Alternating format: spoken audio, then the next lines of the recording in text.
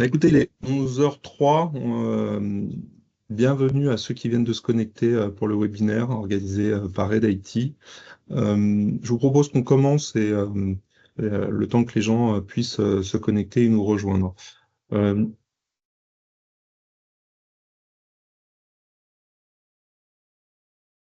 le sujet du webinaire du jour est consacré sur les cybersécurités et les collectivités, à savoir de présenter les enjeux et les menaces associées en matière de cybersécurité et notamment sur le secteur lié aux collectivités territoriales. Aujourd'hui, sur le webinaire, nous avons moi-même, Emmanuel Petit, je suis directeur cybersécurité au sein d'une entité du GUE Red IT. Je suis accompagné de mes collègues Didier Labelle, qui est directeur commercial, et Florent Grosso, manager cybersécurité, qui nous accompagne pour le webinaire. Et nous avons également Charlène Jeannot, qui est chargée communication et marketing back-office côté la Canut, la centrale d'achat La Canut. Et nous avons également William Masson, qui est RSSI pour la métropole de Clermont-Auvergne. Dans la présentation aujourd'hui, nous aurons une introduction aux menaces cyber qui sera réalisée par Florent avec une démonstration pour laquelle nous reviendrons partager sur des éléments et des bonnes pratiques en matière de cybersécurité liées justement dans un secteur public.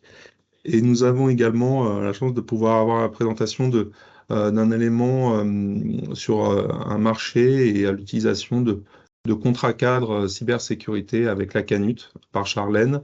Et évidemment, nous avons aussi, et merci William d'avoir pu vous libérer pour partager votre retour d'expérience dans le cadre de ce contrat cadre et puis de manière globale, votre retour d'expérience en tant qu'RSSI au sein de collectivités. On terminera l'échange et cette heure par une session de questions-réponses. Ce que je vous propose à ceux qui sont connectés, c'est si vous avez des questions, d'utiliser le chat pour saisir vos questions. Nous prendrons 15 minutes à la fin pour reprendre ces questions et on vous laissera un petit moment d'échange. Donc vos micros sont coupés par défaut et on ouvrira les micros à la fin de la présentation.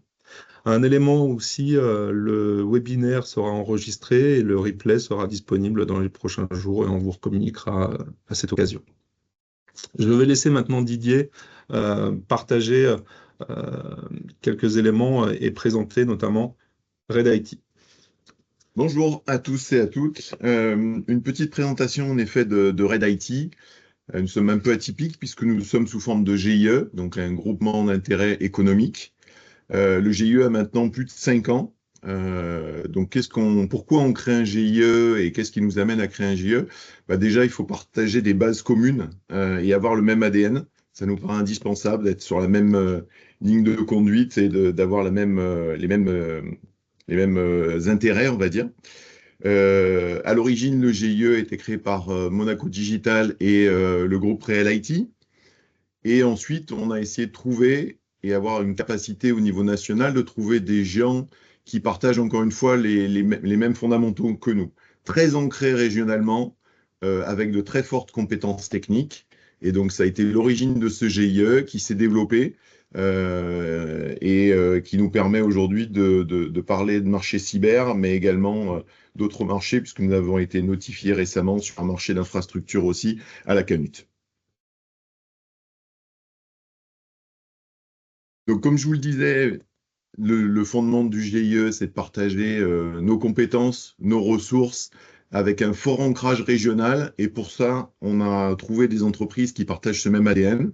On a fait donc rentrer dans ce GIE Actea, basé à Bordeaux, Abicom dans le centre de la France, Exanet dans l'Est, ATO, le groupe OCI, Ilian en Bretagne. Et tout ça constitue ce fameux GIE qui, pour vous donner quelques chiffres, je ne sais plus s'ils sont cités après, mais représente à peu près 1500 personnes, pas loin de 500 millions d'euros de chiffre d'affaires et surtout plus de 150 certifications techniques. Voilà. Nous ne sommes pas qu'un GIE commercial, bien au contraire, nous sommes aussi là pour valoriser nos compétences techniques, pour échanger nos compétences techniques en fonction des problématiques clients que nous avons adressées. Et ça fait de nous un peu une entité un peu atypique par rapport aux autres gros faiseurs de l'IT. Mais encore une fois, toutes les sociétés qui composent ce GIE ont entre 15 et 20 ans d'antériorité et sont toutes, pour la plupart, très, très impliquées dans les comptes publics, dans les cotères. Et on connaît bien ces typologies de clients et leurs problématiques. Et ça nous paraît hyper important. Un petit rappel du marché Canut cyber. Dans le cas présent, on a mis nos forces en commun pour pouvoir couvrir la zone, puisque le marché avait été découpé en 5 zones, une zone nationale et puis des zones Grand Quart Sud-Est. Donc nous sommes positionnés sur le quart Sud-Est avec Aura et région PACA, avec 3 acteurs du GIE, donc du coup Abicom, Monaco Cyber et Lockside qui est la filiale dédiée cybersécurité du groupe Real IT. Merci Didier. On verra un peu plus tard dans la présentation avec Charlène le contenu associé avec justement la centrale d'achat, la Canut. Et je vais laisser maintenant Florent présenter les éléments liés justement en termes de contexte. Dès lors qu'on parle de cybersécurité et de collectivité, quelles peuvent être les menaces et les enjeux qui peuvent être associés? Super, merci Emmanuel. Alors, tac, j'ai partagé mon écran, mais j'ai quand même commencé à parler de la menace, un côté opérationnel. Nous, ce qu'on voit sur le terrain, c'est que forcément, comme tout le monde, on constate une augmentation continue des cyberattaques, notamment ciblant les petites mairies, les grandes mairies, les départements, les régions ou encore les établissements publics. En fait, les collectivités sont très clairement devenues des cibles privilégiées, non pas parce qu'elles manipulent, je trouve, des secrets d'État, mais parce qu'elles détiennent surtout de la donnée sensible, c'est-à-dire des informations personnelles sur les habitants, des données fiscales, des dossiers médicaux, des dossiers scolaires, voire même médicaux.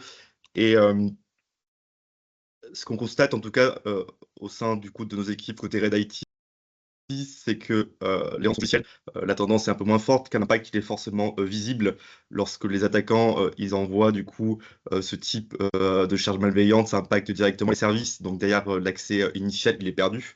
On voit de plus en plus par contre de phishing, de spear phishing, de DDoS ou de vol ou de destruction de data.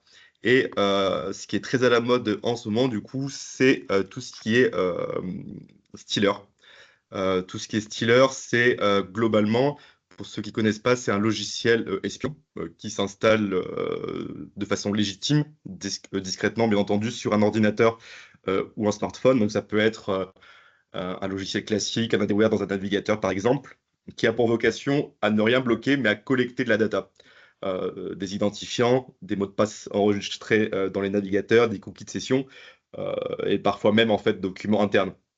Et globalement, l'objectif de ces stealers, c'est de voler de la data, de la revendre du coup sur le darknet, sur des marchés clandestins, et permet souvent de préparer des attaques plus importantes, voire de récupérer ces données en continu sans être détecté du coup sur nos systèmes d'information, et donc de pérenniser l'accès à ces données pendant un temps quasi infini, en fait, si le logiciel il est légitime, qui n'est pas détecté. Euh, que dire peut-être pour terminer avant la démonstration sur les Steelers, c'est que Steelers connu, peut-être vous avez entendu parler de Pegasus, qui a été développé par la société NSO, ça avait fait un bruit international puisque ça a été utilisé dans un contexte géopolitique. Et ce logiciel, ce Steeler avait la capacité en fait de activer le micro et la caméra à distance et récupérer de la donnée. On voit également d'autres logiciels comme CC Cleaner qui avaient été compromis du coup par un groupe d'attaquants et qui avaient permis potentiellement à des millions d'ordinateurs qui avaient installé du coup CC Cleaner aux attaquants de récupérer les données sur les postes. Tout ça pour dire que les stealers sont très à la mode et qu'il existe des différents outils pour voir si vous avez été compromis potentiellement par des stealers. Donc vous en avez plein sur le darknet. D'un point de vue éthique, on est quand même très border, notamment en France avec la loi de Godfrein. Pour autant, on peut très vite voir potentiellement en temps réel les posts ou les adresses mail qui sont compromis. Donc par exemple, je vais prendre un cas gmail.com. Typiquement, et là, en temps réel, on peut voir vis-à-vis des stealers les derniers logiciels et comptes qui ont été compromis. Alors, je vais vous faire une démonstration en live. J'espère qu'elle va marcher. Donc, par exemple, on voit qu'il y a un stealer qui a été connecté sur un poste d'une personne, je sais, donc ID, je crois que c'est en Inde. De la même façon, ici, on est en Inde. Si potentiellement je veux me connecter, alors Zalora, je ne sais pas du tout ce que c'est. Si potentiellement je veux me connecter hop, à cet environnement, hop, donc je vais sur le compte, je vais sur le site Valora, donc qui est une boutique donc, de shopping, j'ai l'impression. Et donc sur cette boutique de shopping, via du coup la revente de Steeler, je peux utiliser le login mot de passe de cette personne et derrière potentiellement me connecter à son compte et donc récupérer des données. Donc là, on est sur un cas du coup personnel. Imaginez que dans un environnement professionnel, on peut avoir de la data, de l'accès et pas mal de choses pour récupérer ces informations-là. Donc ça, c'est quelque chose qui est très à la mode et on voit du coup qu'on peut se connecter très facilement à ces environnements et donc l'impact peut être très conséquent. La question d'ailleurs, c'est comment se protéger, détecter ce type de logiciel et quelles sont les mesures de rémédiation associées que Emmanuel va vous présenter. Merci Florent. Donc évidemment, démonstration qui a été faite dans le cadre juste de cette présentation à ne pas reproduire. Je vais reprendre la main et le partage de la présentation sur lequel, avant d'aller plus loin et de partager des bonnes pratiques, ce qu'on a aussi pour illustrer ce que venait de dire Florent, lorsqu'on intervient dans des prestations, notamment d'audit, pentest ou d'audit organisationnel, il y a souvent des points récurrents qui reviennent comme des axes d'amélioration, notamment l'absence de chiffrement sur un poste de travail, ou le poste de travail ne dispose pas d'une version à jour. La robustesse des mots de passe dans la thématique gestion des identités et des accès, c'est des points qu'on voit régulièrement dans le cadre de nos audits, sur lesquels on s'attend à ce qu'un mot de passe d'un agent soit au moins 12 caractères minimum, selon les recommandations aussi qu'on a de l'ANSSI et de la CNIL.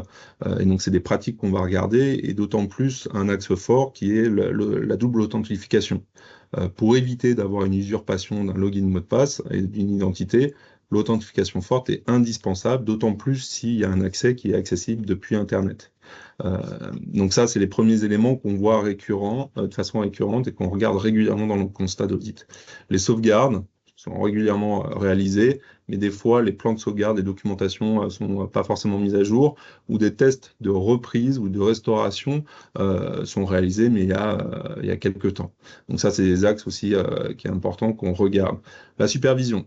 On parle beaucoup, et depuis quelques années, évidemment, l'EDR, l'XDR, c'est des éléments qui sont indispensables et qui sont nécessaires, non pas pour se bloquer tous les comportements malveillants, mais aussi pour gagner en visibilité sur l'environnement et l'écosystème.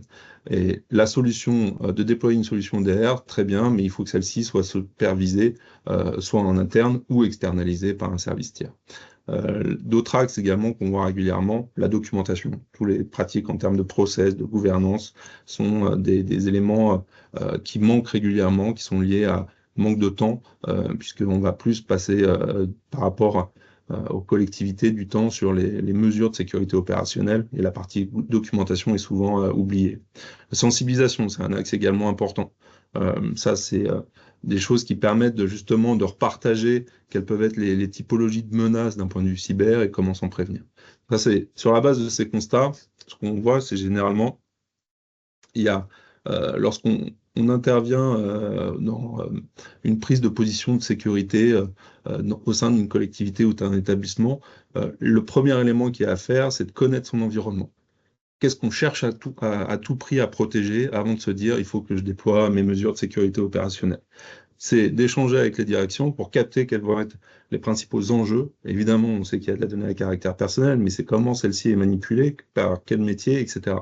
Et donc, c'est d'avoir une vision claire qui passe par des audits organisationnels et même techniques, qui permettent de bien avoir une vision, une cartographie de l'écosystème, à la fois IT, mais aussi de l'écosystème de vos partenaires. Donc ça, c'est vraiment important d'avoir cet état des lieux.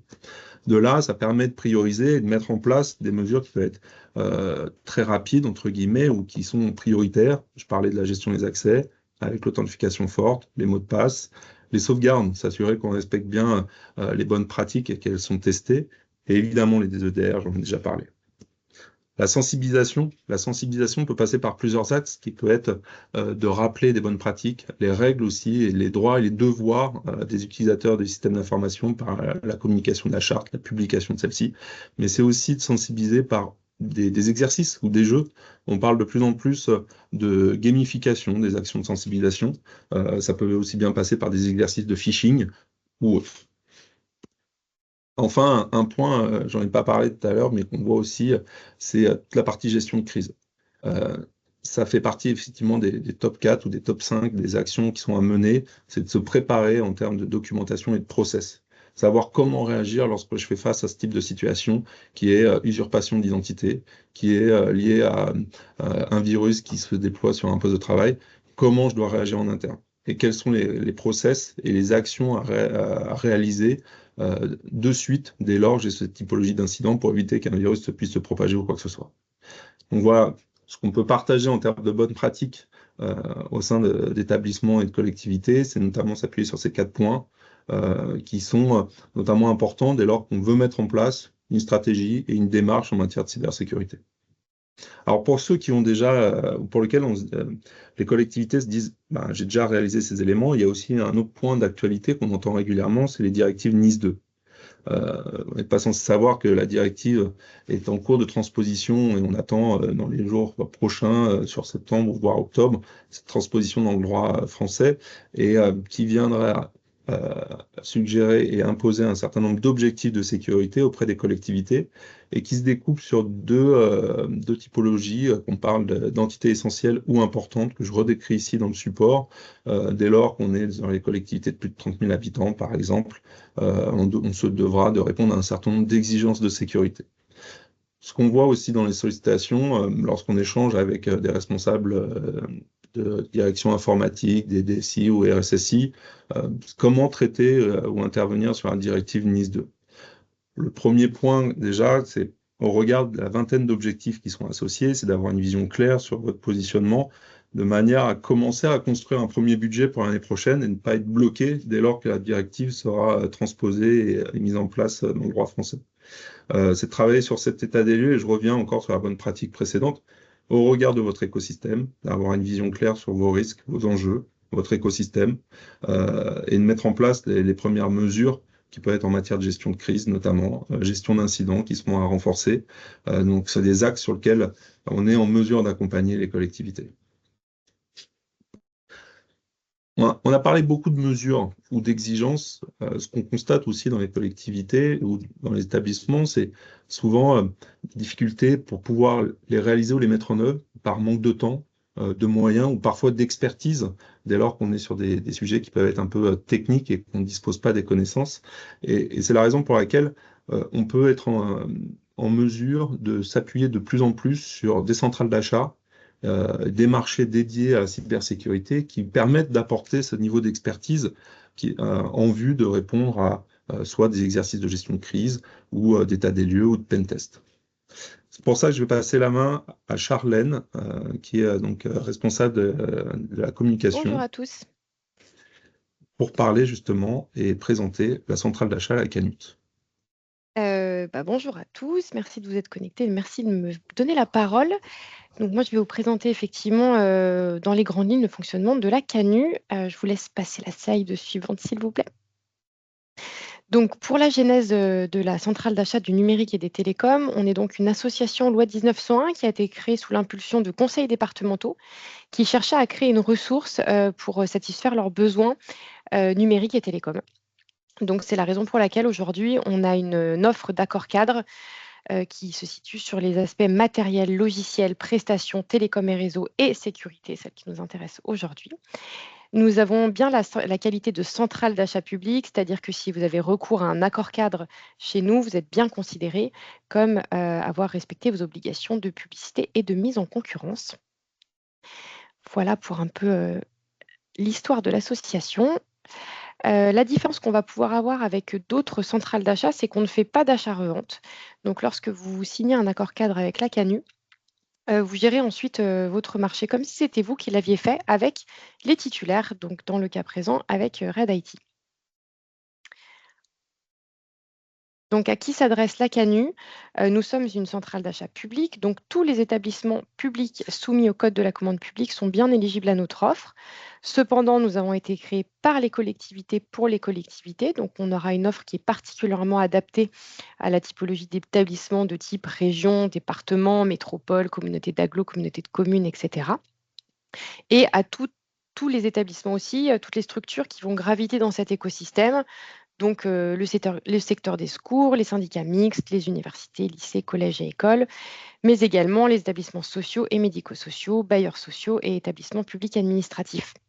Dans tous les cas, chaque établissement peut essayer de se créer un compte sur le portail de la CANU. S'il est éligible, le compte va être activé assez rapidement. S'il n'est pas éligible, il y aura un refus. Donc, c'est aussi une manière de tester son éligibilité. Donc, notre modèle tarifaire a été construit pour être le plus indolore possible pour les structures qui font appel à notre offre, puisque la tarification se fait accord cadre, par des frais de redevance qui sont calculés en fonction de la taille de votre établissement. Donc, on a 3 tranches pour les établissements seuls, qui sont des établissements de moins de 100, de moins de 500 et de plus de 500 employés, avec une tarification ensuite qui est dégressive en fonction du nombre d'accords cadres souscrits. Donc, en introduction, on vous disait que notamment Red IT était titulaire de plusieurs accords cadres sur des thématiques qui sont différentes.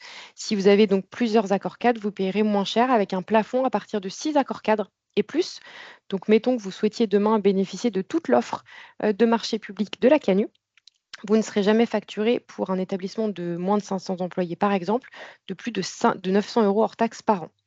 On a aussi une tarification en mode groupement. Le groupement, c'est par exemple une métropole qui voudrait embarquer dans sa convention l'intégralité des établissements qu'elle représente. Donc, par exemple, une métropole et toutes ses communes qui bénéficieraient du coup d'un tarif spécifique groupement, idem avec une tarification dégressive en fonction du nombre de marchés souscrits, avec un plafond à partir de 6 accords cadres. Pour accéder à notre offre, la chose à retenir, c'est que nous avons un portail. C'est là que tout va se passer. Donc, sur notre site internet, vous avez un accès portail sur lequel vous pouvez vous créer un compte. Ce compte est exclusivement réservé aux établissements éligibles. Tout ce que vous ferez sur le portail est absolument sans engagement. Vous pouvez vous connecter et cliquer à peu près sur tout ce que vous souhaitez. Vous ne serez jamais engagé. L'idée, c'est que vous ayez accès au maximum d'informations gratuitement. Donc les CCTP, les BPU, l'intégralité de l'offre par lot et par accord cadre avant de pouvoir vous décider ou non à consommer cet accord cadre. Et pour pouvoir devenir bénéficiaire d'un accord cadre, il s'agit alors de signer une convention de mise à disposition. Et c'est cette convention qui va vous engager et déclencher les frais de redevance. Donc, comment on souscrit un accord cadre? On se crée un compte sur le portail. La reconnaissance se fait sur votre SIRET ou le nom de votre établissement et vous pouvez pré-remplir les champs automatiquement. Ensuite, vous allez retrouver l'accord cadre qui vous intéresse dans la liste des marchés disponibles. Donc, dans le cas de Red IT, vous en avez 2. Vous allez pouvoir cliquer sur Préparer ma souscription. C'est un formulaire à remplir qui est, je vous le rappelle, sans engagement et qui vous donnera accès à toutes les pièces du marché et à la convention de mise à disposition qu'il faudra renvoyer signer si vous souhaitez devenir bénéficiaire de l'accord cadre. Dans tous les cas, les équipes de Red IT peuvent déjà répondre à vos sollicitations puisque leurs contacts commerciaux sont publics sur notre site internet. Mais par contre, ils ne pourront contractualiser avec vous que s'ils s'assurent que vous avez bien cette fameuse convention qui est signée. Et ensuite, le marché, vous l'exécutez en direct avec le titulaire. Donc, la CANU s'efface de votre relation pour que vous puissiez gagner du temps et traiter en direct avec vos interlocuteurs habituels. Concernant la cybersécurité, donc là, on parle de notre accord cadre qui s'appelle Prestations cybersécurité, donc AMOA SSI. Nous avons également dans cette offre cybersécurité un accord cadre sur la gestion des accès et des identités. Nous aurons très prochainement un accord cadre pour le SOC Manager qui va sortir et plutôt sur le début 2026, un accord cadre spécifique lié à la sécurisation des petites structures. Donc sur la MOA SSI, je ne vais pas me prononcer sur le contenu, c'est plus du coup le discours de Red IT, puisque je ne suis pas une spécialiste du sujet. Merci Charlène, je me permets à ce moment-là de compléter quelque peu. Effectivement, sur la partie droite du support, où vous voyez un extrait du contenu que contient le contrat cadre AMOA SSI qui permet de proposer des prestations à la fois de gouvernance cybersécurité qui comprend de l'analyse de risque, l'état des lieux, de l'audit organisationnel. Ça comprend également de la préparation sur la gestion de crise, à savoir mettre en place les process et les procédures.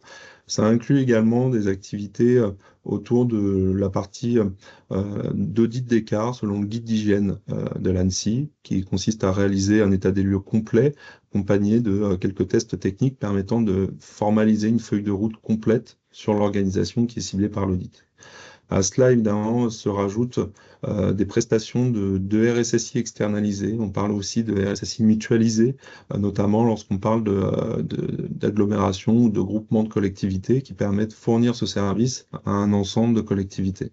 Ça commencera d'ailleurs dans ce type de prestation par un état des lieux très macro permettant de dimensionner l'accompagnement nécessaire pour l'organisation attendue.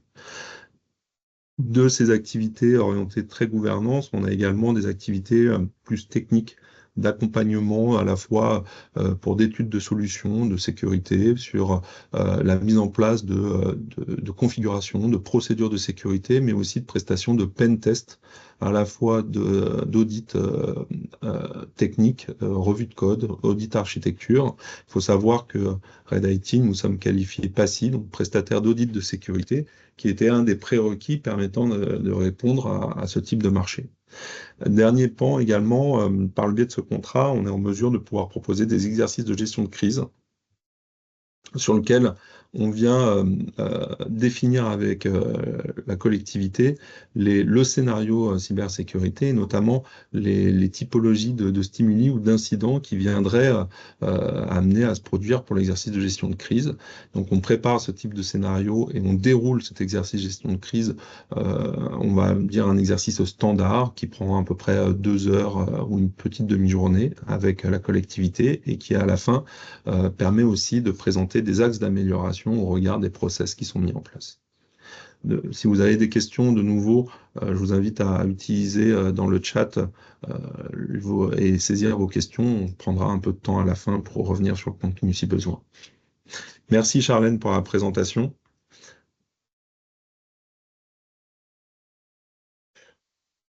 William, nous avons proposé de faire intervenir justement William, qui est RSSI pour la métropole de Clermont-Ferrand, pour partager son retour d'expérience sur justement l'utilisation de marché et puis son vécu sur des actions et des bonnes pratiques en tant qu'RSSI au sein de collectivités. William, je vous laisse la main pour la suite. Très bien, merci. Bonjour à tout le monde. Donc, effectivement, Charlène vient de présenter le processus d'adhésion, etc. Avant même, effectivement, d'y aller, puisque, en fait, ce n'est pas moi qui ai initié ça au sein de notre collectivité, c'est un ancien chef de service pour ses besoins, évidemment, de la DSI. Et donc, l'idée, c'était de bénéficier des avantages, effectivement, des autres centrales, puisque, vous le savez, monter les marchés, ça peut être assez compliqué. Donc, c'est vrai qu'acheter sur étagère, comme ça, dans une centrale d'achat, bah, c'est quand même très pratique. On est quand même beaucoup plus réactif. Pour nous, l'idée aussi, c'était de pouvoir accéder à des marchés qui répondraient aux mesures de notre parcours de cybersécurité, puisque j'ai eu la chance, en arrivant à la métropole, que le DSI ait inscrit la métropole à ce parcours. Donc après une phase d'audit, ils ont écrit la feuille de route. Et 6 mois plus tard, on s'est retrouvé avec 80 mesures à mettre en œuvre. Donc, on n'a pas forcément, ça a été dit tout à l'heure, toutes les expertises en interne, voilà, tous les moyens et tout. Et donc, il faut aller trouver des experts et des spécialistes cyber. Donc ça aussi, c'était un besoin. Et puis, la réactivité, effectivement, maintenant que je l'expérimente depuis quelques mois, on accède à 3 marchés, je crois. Et ben, ça fonctionne très bien. voilà, moi je peux témoigner d'une très bonne réactivité des équipes Canut, que ce soit l'inscription et tout, ça s'est vraiment très bien passé. Voilà, donc les démarches à faire, je vais passer assez rapidement parce que je pense que c'était quand même bien expliqué. Effectivement, on crée un compte, comme ça a été dit tout à l'heure. Alors peut-être la petite astuce pour vos différentes collectivités euh, peut être liée à cette notion de un établissement séparé d'un autre. Par exemple, nous, on est mutualisé avec la ville de Clermont-Ferrand. Le système d'information est mutualisé. Et pour des raisons de marché, finance, etc., ils aiment bien, dans leur budget, commander pour l'un ou commander pour l'autre, malgré le fait qu'on ait aussi des budgets communs et mutualisés. Et là, par exemple, ça serait plutôt le groupement qu'il faudrait que vous preniez, plutôt que de faire deux conventions pour deux établissements. Donc voilà, il faut effectivement, voilà, c'est la direction qui signe le contrat, la convention. On s'acquitte de la souscription selon ce que vous avez vu tout à l'heure. Bon, pour nous, voilà, ça représente 720 euros. Et puis ensuite, on a accès donc aux détails du marché, comme Red IT l'a présenté tout à l'heure, avec les différents packages qui peuvent vous intéresser. Et puis, pareil, on traite ensuite en direct, hein, on demande un devis directement au prestataire, et du coup, effectivement, ça va très vite, c'est très efficace. Voilà ce que je pouvais dire éventuellement en complément ou en expérience de l'utilisation de l'outil. Oui, l'outil aussi, on a un portail, effectivement, un tableau de bord. Donc, je pense que c'est aussi important de le noter, voilà, qui est vraiment très simple. On regarde nos demandes en cours, on voit ce qu'on a par onglet. C'est très ergonomique, c'est appréciable. Merci William Voilà pour pour ce cette partage. partie. Je passe justement à la deuxième partie où ce qu'on voulait, et par votre retour d'expérience, c'est partager en tant que justement RSSI, votre prise de position en tant que RSSI dans une collectivité, euh, et de partager justement les actions que vous avez pu mettre en place et comment vous avez pris justement ce poste au démarrage. Tout à fait. Donc, effectivement, comme je le disais, il y a 4 ans, voilà, j'ai eu la chance finalement que la feuille de route de sécurisation de nos collectivités, me soit que j'ai des recommandations en fait de l'ANSSI. Donc ça, c'est assez confortable puisque c'est une création de poste, hein, le poste de RSSI à la métropole. Euh, Parmi ces mesures, voilà, j'ai repris, par exemple, très rapidement, l'ANSSI a identifié qu'il fallait monter une équipe SSI, recruter un adjoint, un technicien, on va dire pour la partie réseau bureautique. Évidemment, on gère aussi des réseaux techniques et industriels. Et donc, en fait, il faudrait des forces vives pour s'occuper, on va dire, de la sécurisation de ces réseaux, puisque on voit que il peut y avoir des attaques sur des automates industriels, des choses comme ça. Donc, c'est important. Euh, Formaliser une PSSI, une charte informatique, et en complément une charte qu'on appelle la charte des admins, mais c'est des agents gestionnaires de systèmes d'information, bah, c'est important. Bon, ça, pour le coup, je l'avais anticipé parce que c'est pas la première fois que je suis RSSI. Moi, j'étais dans le privé avant, mais donc ça a été assez rapide, mais c'est aussi un maillon fort pour se donner les règles et pouvoir communiquer au sein de l'établissement sur, voilà, on s'engage à faire tout ça. Alors pour le coup, 80% des mesures qu'on trouve dans la PSSI, qui est issue de la PSSI de l'État, hein, que vous connaissez tous certainement, sont les mêmes mesures qu'on va trouver dans le parcours cyber. Euh, Là, on commence à rentrer ensuite vraiment dans quelque chose d'un peu moins organisationnel, RH moyen ou rédactionnel. C'est le fait de déployer un EDR. Donc ça, l'ANSSI, il tient beaucoup. On vous a parlé tout à l'heure de la sécurisation des postes de travail.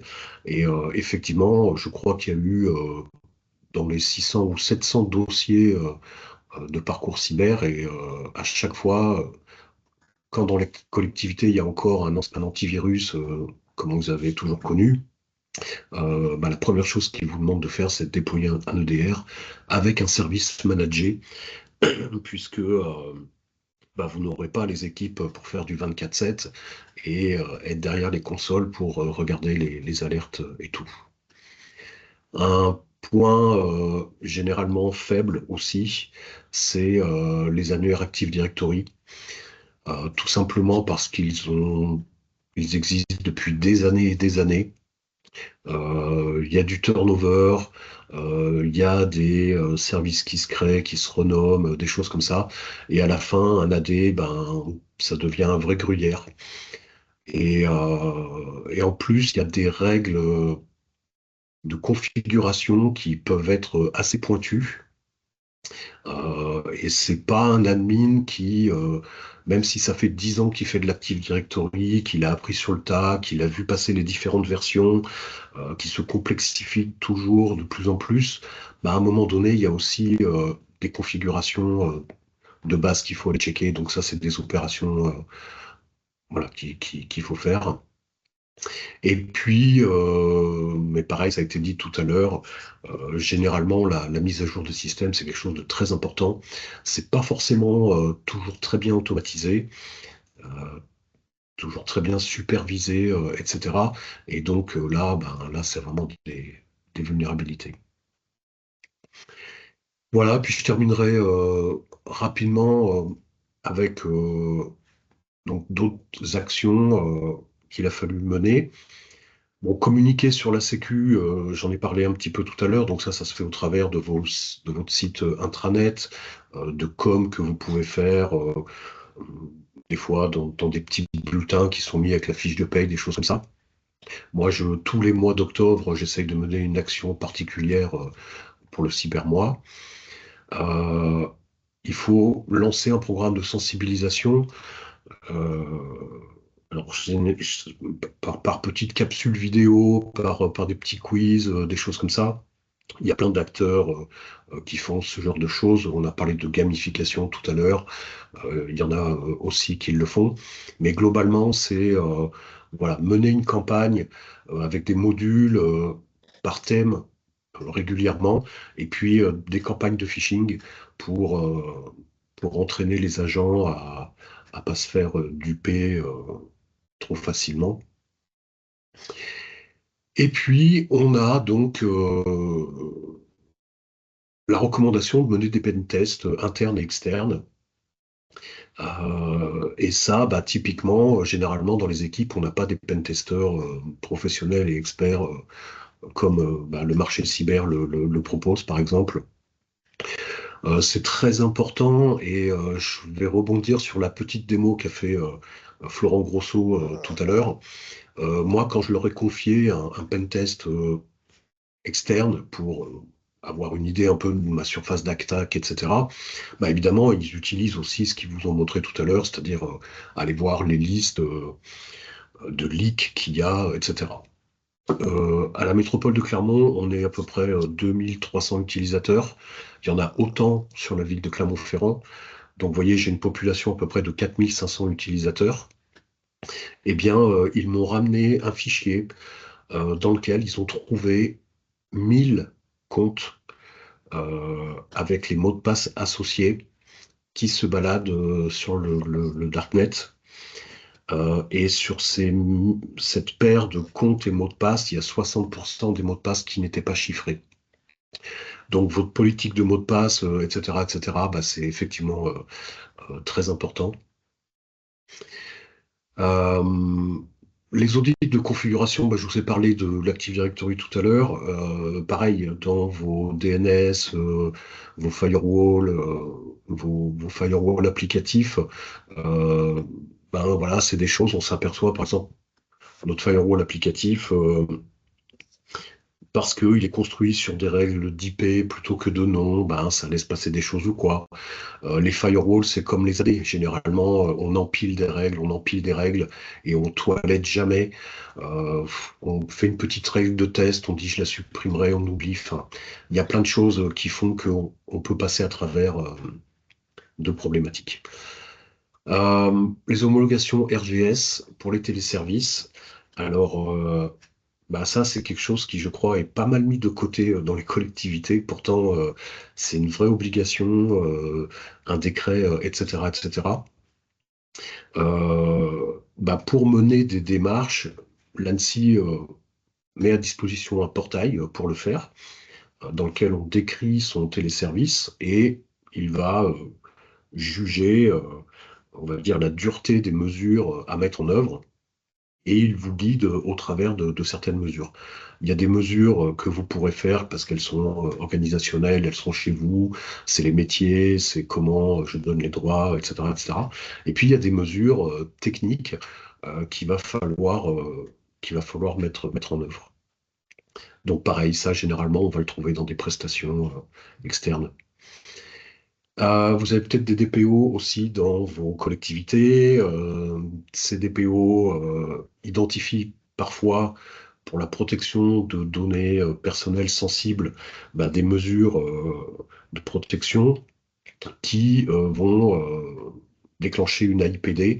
Donc pareil, ça c'est quelque chose qu'on a sur étagère dans le marché, parce que le DPO tout seul, il a déjà toute sa partie administrative à faire, on va dire, mais quand il doit livrer une AIPD, alors pardon, une analyse d'impact relative à la protection des données, peut-être pour ceux qui connaissent pas, parce que je parle d'acronyme, ben du coup, encore une fois, hein, c'est de l'analyse de risque, donc il faut des spécialistes pour pouvoir faire ça, et que le DPO puisse ensuite donner un avis généralement favorable parce qu'il y a toute la phase de remédiation, hein, c'est-à-dire comment on corrige quand on trouve des problèmes.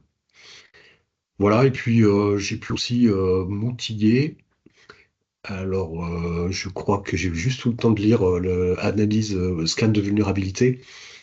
Euh, donc effectivement, ça, que ça soit pour faire vos homologations ou pour surveiller votre surface d'attaque, voilà, il y a des solutions qui peuvent le permettre. Et le dernier point, je ne l'ai pas vu, mais je crois qu'il faut que je m'arrête là. Déploiement d'un gestionnaire de surface d'attaque, oui, voilà, c'est ça. Voilà, j'ai terminé. Merci beaucoup, William. Effectivement, il y a eu un petit problème technique, et ce qui fait qu'il y a eu un petit arrêt de partage d'écran. Mais normalement, c'est bien repris. De nouveau, merci pour ce retour d'expérience et ce partage riche, effectivement, sur l'ensemble de ces actions menées. On arrive vers la fin de la présentation et ce partage d'expérience. Ce qu'on tenait à souligner par le biais de ce webinaire, c'est que, comme l'a présenté tout à l'heure Florent, les menaces, dès lors qu'on parle de cybersécurité, et les menaces qui en sont associées sont vraiment réelles et accessibles, comme vous avez pu le voir, très facilement. Les données à caractère personnel représentent une mine d'or justement pour les attaquants, puisque ça se revend très facilement sur les marchés et on le voit de plus en plus par le biais des médias.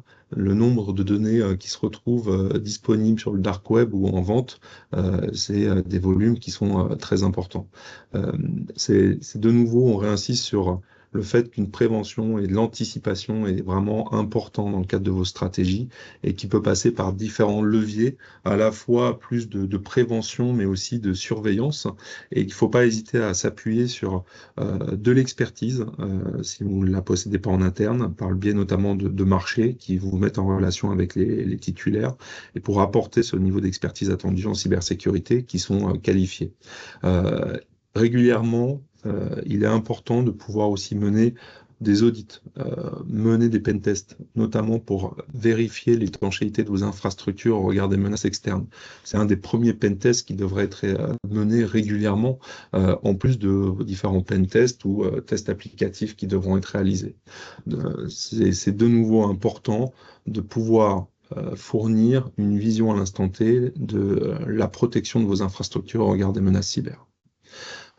Pour terminer, dans le cadre de ce webinaire, on voulait également partager avec vous le fait que nous avons consolidé ces différents retours d'expérience dans un livre blanc qui sera publié courant septembre. On vous fera une communication à ceux qui sont connectés à ce webinaire, notamment pour mettre à disposition ce livre blanc et pouvoir le télécharger de votre côté.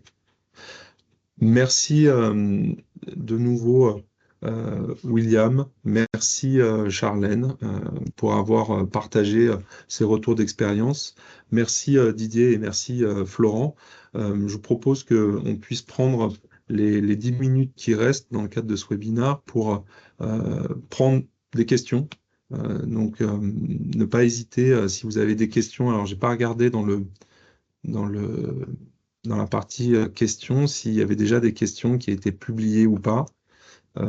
J'en vois pas pour le moment, mais ne pas hésiter soit à prendre la main ou à remonter quelconque question. Nous serons ravis de pouvoir y répondre là dans les 10 minutes restantes. Ça peut être des questions qui peuvent aussi bien être sur du retour d'expérience de William ou des questions qui peuvent être orientées pour la centrale d'achat La Canute ou nous-mêmes sur de l'expertise apportée par Red IT. Bien sûr. Du coup, oui, en fait, j'avais pris une note, quelque chose que je voulais dire pour les différents collègues des collectivités, c'est que ce RGS qui existe depuis 2010, avec une révision en 2016, a été revu et il est sorti sous la V2. Alors, il se trouve que je suis bêta-testeur pour certains outils de l'ANSSI, puisque vous savez qu'ils mettent de plus en plus d'outils en ligne. Et j'ai pu échanger avec le directeur des différents programmes, puisque c'est un peu sous forme de start-up qui font ça. Et effectivement, concernant la V2, il me disait, oui, bon, William, il faut arrêter de parler de téléservices. Nous, maintenant, à l'ANSSI, on ne parle plus de téléservices, on parle de système d'information des administrations, etc., etc. Et en gros, ce qui est en train de se préfigurer, c'est que l'ANSSI va attendre à ce que on mène des démarches d'homologation, non plus sur des petits périmètres que sont les services à l'usager, mais sur l'ensemble de nos systèmes d'information. Ça veut dire que voilà, que c'est vraiment important et qu'on peut plus faire un focus en se disant oui, non, mais je m'occupe juste de ma facturation de l'eau.